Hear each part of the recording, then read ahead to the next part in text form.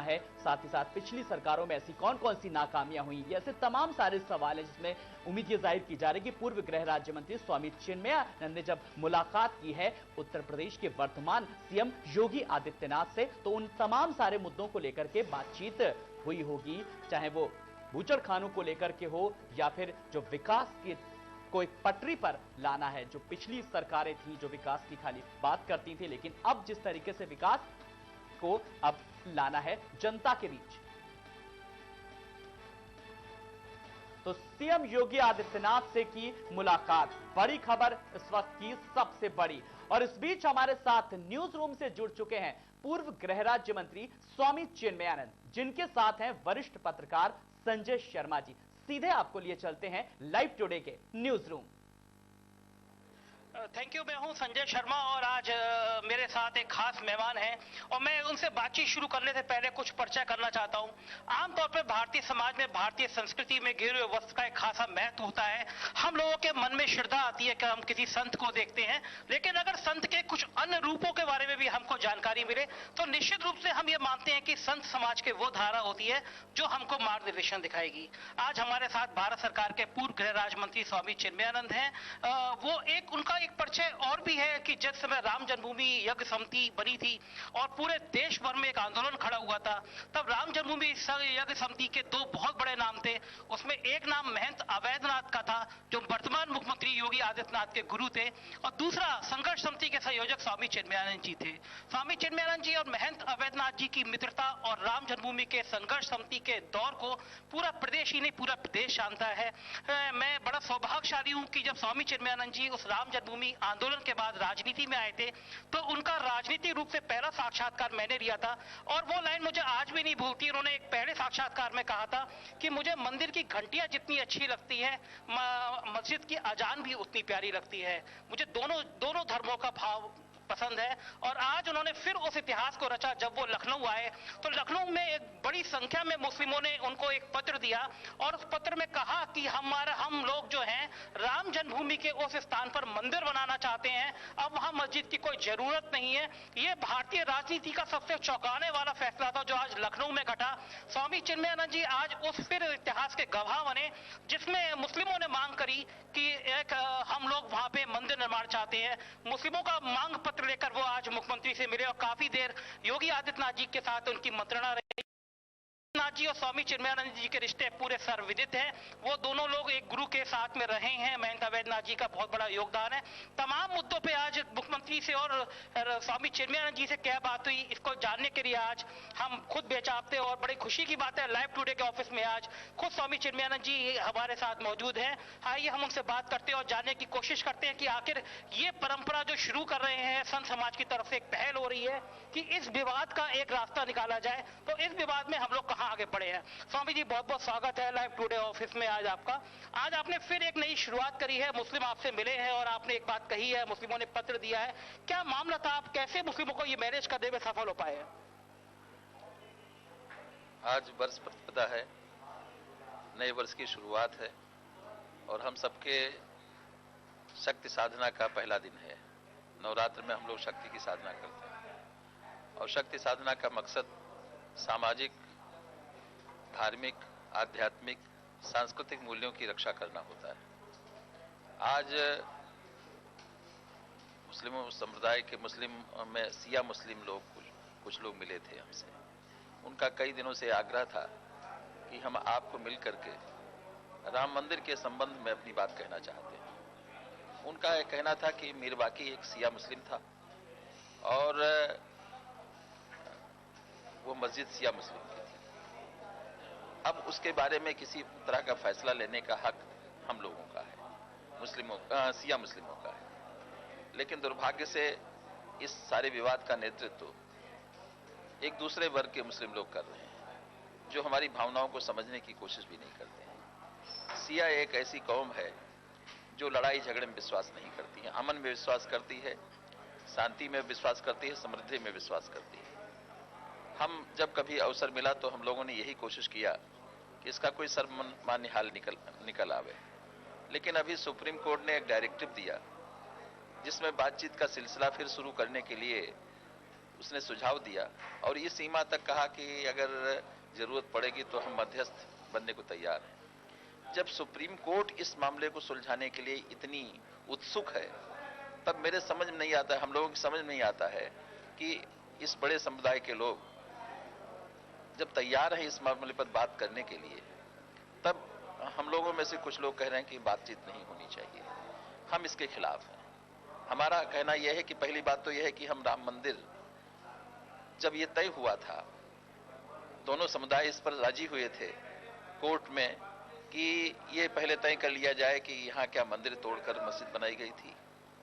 और इसी एक इशू पर इलाहाबाद हाई कोर्ट के एक बेंच ने लंबी सुनवाई करके एक फैसला दिया और उस सुनवाई में उन्होंने वैज्ञानिक तरीके भी इसके अध्ययन के लिए जुटाए। उन्होंने जापान की एक कंपनी को हायर किया और पेनिट्रेटिंग सिस्टम से जमीन के नीचे का अध्ययन कराया। उसमें मंदिरों के सबूत मिले हैं और ये बार बार बात कही जा रही थी, राजनीतिक हलकों से भी बात कही जा रही थी और मुस्लिम हलकों से भी बात कही जा रही थी कि अगर ये साबित हो जाए कि वहां मंदिर तोड़कर मस्जिद बनाई गई थी तो हम लोग अपना दावा वापस लेंगे। तो हाई कोर्ट ने एक फैसला दे दिया और हाई कोर्ट ने इतना ही फैसला नहीं दिया, उसमें यह भी कहा है कि विराजमान रामलला की वो जन्मभूमि भी है। जब ये दोनों बातें साफ हो गई तो अब ये दूसरे समुदाय के लोग, उन लोगों का कहना है कि हम लोगों को गुमराह किया जा रहा है। हम लोग अब चाहते हैं कि इस मसले का हल, जो भी कोर्ट का फैसला आया है, या तो उसके रोशनी में किया जाए या बातचीत से अगर कोई हल निकलता है तो उस पर किया जाए। तो इसलिए हम आपसे अपना संदेश, आपके माध्यम से अपना संदेश शासन को भी और महामहिम राष्ट्रपति को भी पहुंचाना चाहते हैं, क्योंकि हम उन मुसलमानों में शामिल नहीं होना चाहते जो इस देश में नए नए विवाद खड़ा करके देश का सांप्रदायिक विभाजन करते रहते हैं। हम चाहते हैं सभी लोग मिलकर काम करें। आप वो उनका मांग पत्र लेके आज मुख्यमंत्री योगी आदित्यनाथ जी से मिले, तो उनका क्या रवैया था इस पे? देखिए, इस संबंध में मुख्यमंत्री का कोई वर्जन अगर था भी तो वो मैं आपको शेयर नहीं कर पाऊंगा, क्योंकि मुख्यमंत्री के नाते उनकी जिम्मेदारियां दूसरी हैं। वो कोई पक्ष नहीं है। अभी सुप्रीम कोर्ट ने भी सरकार को इन्वॉल्व करने की बात नहीं कही है। और दूसरी बात यह है कि उस सारे मामले में सरकार कोई पक्ष है भी नहीं। जब सरकार की भूमिका होगी तब निश्चित ही योगी जो ज्ञापन दिए गए हैं उन पर विचार कर सकते हैं। मैं नहीं समझता हूं कि ज्ञापन जो गया है उन तक वो बेकार जाएगा, क्योंकि एक संदेश तो उनको मिल ही रहा है। एक और मीडिया में भी, राजनीतिक क्षेत्रों में भी उनके व्यक्तित्व को लेकर टिप्पणियां हो रही, कट्टर हैं, ये हैं, वो हैं। तो ऐसी स्थिति में मुस्लिमों के द्वारा जो ये है प्रस्ताव आ रहे हैं, ये निश्चित ही उनका उत्साह बढ़ाएंगे और उनके मन में ये विश्वास पैदा होगा कि प्रदेश में काम करने के लिए हमें सभी दोनों समुदायों या सभी समुदायों का समर्थन मिलेगा। सभी जो मीडिया में रिपोर्ट आ रही है वो निरर्थक भी नहीं है। योगी जी ने जो पिछले दिनों बयान दिया वो बिल्कुल फायर ब्रांड नेता की तरह बयान थे और सीधा सीधा मुस्लिमों को ललकारने वाले बयान थे। तो जब इमेज ऐसी बनी हुई है तो उसमें मीडिया की क्या? मैं इस विधानसभा चुनाव में जो बयान दिए गए हैं उन बयानों पर मैं नहीं जाना चाहता, क्योंकि मैं भी चुनाव लड़ा हूं, 5 चुनाव लड़ा हूं, पार्लियामेंट का चुनाव लड़ा हूं, चुनाव लड़कर 3 चुनाव जीता हूं और बहुत बड़े लोगों से चुनाव लड़ा। मैंने शरद यादव को चुनाव में पराजित किया है। लेकिन हमारी भाषा कभी इतनी ट्रैक से बाहर नहीं हुई। इस चुनाव में तो गधा भी मुद्दा बन गया। तो ऐसी स्थिति में आप दूसरे लोग क्या बोल रहे थे, दूसरे लोग क्या कह रहे थे, उन्हें खुल्लम खुल्ला एक पार्टी की नेत्री कौम के नाम पर वोट मांग रही थी, संप्रदाय के नाम पर वोट मांग रही थी। आश्चर्य है कि मीडिया की उंगलियां उधर नहीं उठती और योगी के बयानों, योगी ने कोई ऐसा बयान नहीं दिया है जिसे असंवैधानिक कहा जा सके और असामाजिक कहा जा सके। उन्होंने जो शब्द कहे उन शब्दों में आक्रामकता तो हो सकती है, लेकिन उसके पीछे आक्रमण की भावना कहीं नहीं दिखाई पड़ती। सब ये योगी जी को लेकर तरह तरह की चर्चाएं हैं कि वो बहुत कट्टर हिंदू हैं, अपने घर का शुद्धिकरण कराते हैं, पूजा करते हैं। वो आपसे ज्यादा करीबी कोई नेता नहीं है। आपने योगी जी को बहुत सालों से बहुत करीब से रह के देखा है और उस रूप में देखा है जिसको पार्टी के शायद किसी नेता नहीं देखा होगा। तो इस समय लाइव टुडे देख रहे करोड़ों लोग ये जानना चाहते हैं कि योगी जी के जीवन के जो अनछुए पहलू हैं, जैसी उनको लेकर बातें होती रहती हैं कि वो निजी जिंदगी में भी बहुत शिष्टता का ध्यान रखते हैं, बहुत कट्टर है। क्या योगी जी अंदर से भी इतने ही कट्टर हैं या फिर सॉफ्ट है? आपने 2 शब्द एक साथ इस्तेमाल किए, शुचिता और कट्टरता। ये बात सही है कि जहां स्वच्छता होगी वहां थोड़ी कट्टरता तो होगी, क्योंकि सफाई का ध्यान रखने वाला आदमी उड़ती हुई धूल की परवाह नहीं करेगा। तो कट्टरता तो इतनी ही कही जा सकती है, लेकिन स्वच्छता के बारे में मैं अधिकार पूर्वक कह सकता हूं कि उसका जीवन गंगा के जल से भी कहीं अधिक पवित्र है। उसके जीवन में जो पवित्रता है वो न केवल परंपरा से प्राप्त हुई है, बल्कि उस व्यक्ति की अपनी साधना इतनी प्रबल है कि आज भी आध्यात्मिक दृष्टि से एक योगी जो नित्य साधना करता है उसमें कहीं कोई कमी नहीं आई। वो आज भी 3 बजे उठकर 6 बजे तक नित्य साधना का कार्य पूरा कर लेते हैं और उसके बाद सार्वजनिक जीवन में आते हैं। तो स्वच्छता उनके जीवन में है। दूसरी बात, 5 बार लोकसभा सदस्य रहे हैं वो, और इतने बड़े मठ का उनके मठ, आप समझिए वो योगी महासभा के अध्यक्ष हैं और योगी महासभा के पास इस समय 2000 मठ हैं पूरे देश में। आज वो तमाम सारे कॉलेज चला रहे, 36 के लगभग कॉलेज हैं उनका बहुत बड़ा हॉस्पिटल है, बहुत बड़ा मठ है। तो इन सब के संचालन में आज तक उनके ऊपर न आर्थिक न सामाजिक और यहाँ तक कि राजनीतिक, लोग उनको कट्टर कहते हैं, लेकिन आप ताजुब करोगे कि उनके अस्पताल में जो दवाएं दी जाती हैं, जो इलाज कराने आते हैं, उसमें मुस्लिमों की संख्या ज्यादा होती है, हिंदुओं की कम होती है। और सबको वो 10 रुपए में खाना देते हैं, चाहे हिंदू हो चाहे मुसलमान हो, उसको लेकर कभी कोई दिक्कत नहीं हुई। और आज तक सबसे बड़ी बात जो रही है, भड़काऊ भाषण की बात जो कही जाती है, कट्टरता की बात कही जाती है, पूरे प्रदेश में 5 सालों में 403 दंगे हुए हैं, लेकिन गोरखपुर में एक भी नहीं हुआ। गोरखपुर में छोड़ दो, पूर्वांचल में उनके प्रभाव क्षेत्र में कोई दंगा नहीं हुआ है।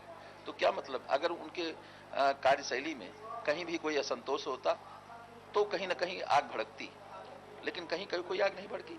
इससे जाहिर है कि उस आदमी की कार्यशैली में सभी व्यक्तियों के प्रति, इस देश में जो पैदा हुआ है, इस देश का जो नागरिक है, उसके प्रति एक जैसा भाव है। हाँ, एक बात वो साफ साफ कहते हैं कि सहयोग सबका, साथ सबका, विकास सबका, लेकिन तुष्टीकरण किसी का नहीं।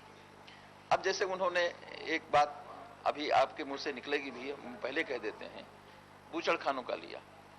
अब आप बताइए कि देश में बहुत बड़ी मात्रा में अवैध बूचड़खाने, जगह जगह मीट की बिक्री, जगह जगह पशुओं की हत्या, ये सिलसिला कई वर्षों से लगातार चल रहा था। और मैं नाम नहीं लूंगा, कई माननीय विधायक कई स्लाटर हाउसों में हिस्सेदार हैं, और अच्छी खास 2 काम यहां ऐसे होते थे जिसका कमीशन सीधे सत्ता में बैठे हुए लोग ले रहे थे। एक खनन का पैसा और दूसरा ये बीफ का, इसका बूचड़खानों का पैसा। 2 पैसे ऐसे थे जो चुपचाप कहीं पहुंचते थे और इनके प्रति पुलिस आंख बंद करके रखती थी, शासन भी आंख बंद रखता था। इन दोनों चीजों पर कंट्रोल करना योगी की प्राथमिकता है और कंट्रोल किया भी उन्होंने। अब रह गई बात, हम ये नहीं कहते हैं कि जो लाइसेंस शुदा हैं वैध बूचड़खाने वो बंद किए जाएं, नहीं, लेकिन वो नियमानुसार चलने चाहिए। उनके लिए जो निर्धारित मानक हैं उनका पालन होना चाहिए। स्वामी, यूपी की पुलिस, एक सवाल और एक सवाल उठता है कि अब उन गायों का क्या होगा जो आवारा किस्म घूमती हैं। तो उसके लिए उन्होंने बाकायदा निर्देश दिया है चीफ सेक्रेटरी को कि देश में जितनी गौशालाएं हैं उनकी रिपोर्ट ली जाए, और जो जमीन जिनके पास है, साधन जिनके पास है, उनके यहाँ गौ पालन की, गौ सेवा की व्यवस्था नए सिरे से सुरक्षित कराई जाए। और इसमें आपकी जानकारी के लिए दे दें कि एक जिले में हजारों हजार एकड़ जमीनें आज गौशाला के नाम पर ही है। मतलब वृंदावन में, मथुरा में 2000 एकड़ जमीन थी, लेकिन उसको बंदर बांट कर दिया, कभी किसी को लीज पर दे दिया, कभी किसी लीज पर दे दिया गया। तो इस तरह से अगर गौशालाओं का जीर्णोद्धार होगा, पुनरुद्धार होगा, तो जो गायें आवारा घूमती हैं वो वहां उनको मिल जाएगा, आश्रय मिल जाएगा। और जो लोग बेरोजगार हैं उनको उन गौशालाओं में अगर सेवा करना चाहे तो काम करने का मौका। तो आपका कहना मतलब ये, आज आपकी जो बात हुई है उसका एक मूल तत्व ये निकला है कि प्रदेश के हर जनपदों में गौशालाओं का निर्माण होगा, जहाँ पे गायों का सुरक्षा, उनके खान पान, गौशालाओं का निर्माण मैं नहीं कह रहा, जो गौशालाएं पहले से हैं वे सक्रिय की जाएंगी, उनकी व्यवस्था ठीक की जाएगी, जिससे वे गायें वो वहां शेल्टर पा सकें। जो कतिपय कारणों से उनको कहीं सेवा नहीं मिलती थी तो वो मारी जाती थी, तो ऐसी गायों के लिए। और दूसरी बात यह है, इस मामले में उन्होंने हेल्थ डिपार्टमेंट की भी रिपोर्ट मंगाई है। उस रिपोर्ट में अब तक रिपोर्ट आई नहीं, लेकिन जो संकेत आए हैं कि तमाम सारी बीमारियां दो कारणों से पैदा होती हैं, एक तो अवैध मांस से और एक अवैध शराब से। अभी उन्होंने मांस पर नजर डाली है कि तमाम सारी बीमारियां पैदा होती हैं क्योंकि उनको मानक के अनुसार काम नहीं, कि बीमार पशु होते हैं उनका देख किया जाता है। तो ये एक ऐसी पहल है जो किसी वर्ग विशेष के लिए नहीं है। अब वर्ग विशेष के लोग अगर इसे इशू बनाते हैं तो मैं समझता हूं कि बिल्कुल पूरी तरह गलत है और पूर्वाग्रह से। सब ये यूपी पुलिस बहुत काबिल है, आपका इशारा होता है वो और ज्यादा आगे चली जाती है, अवैध तो छोड़ो वो वैध बंद कराने पे जुट जाती है। तो इस तरह से पूरे प्रदेश में मीट का कारोबार बंद हो गया है, हजारों करोड़ रुपए मुनाफा आता है सरकार को। अगर आप इतने इस तरह से पुलिस कार्रवाई कर रही है कि पूरे प्रदेश में नॉनवेज बंद हो जाएगा तो एक संकेत भी तो खराब जाएगा। देखिए, यहाँ नॉनवेज नहीं बंद किया जा रहा, यहाँ बंद किया जा रहा है अवैध बूचड़खाने। अवैध का मतलब ये हुआ कि मानकों के अनुसार पालन न करने के कारण उस मीट की खाने योग्य वो होंगे नहीं होंगे। अगर अखाद्य वस्तुओं पर सरकार का नियंत्रण नहीं होगा तो होने वाली बीमारी से बचाव की जिम्मेदारी किस पर जाएगी? इसलिए उनका बंद करना। और जहां तक बेरोजगारी की बात है, रोजगार के अवसर दूसरे तलाशे जाएं, दूसरे तलाशे भी जा रहे हैं।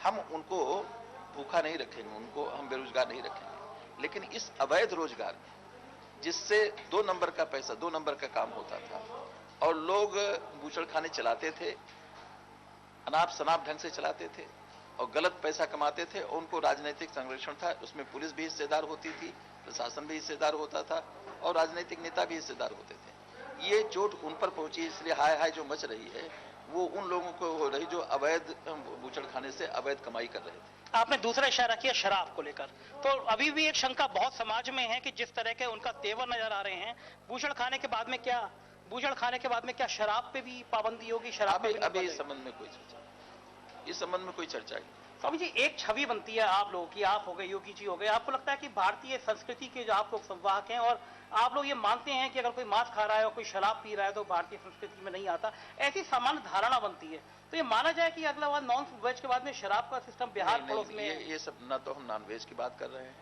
न शराबबंदी की बात कर रहे हैं। देखिए, ये कुछ ऐसी चीजें हैं जो पूर्वाग्रह पर निर्भर करती हैं। लोग पूर्वाग्रह से ग्रस्त होकर ये सवाल करते हैं। इन सवालों में इन सवालों का कोई औचित्य नहीं है।